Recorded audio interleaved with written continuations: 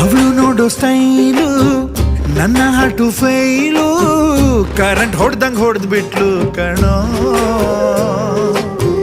ನೋಡಕ್ಕೆರಡು ಕಣ್ಣು ಸಾಲದಪ್ಪ ಇನ್ನು ಹೋಲಿಕೆಗೆ ಯಾರಿಲ್ಲ ಕಣೋ.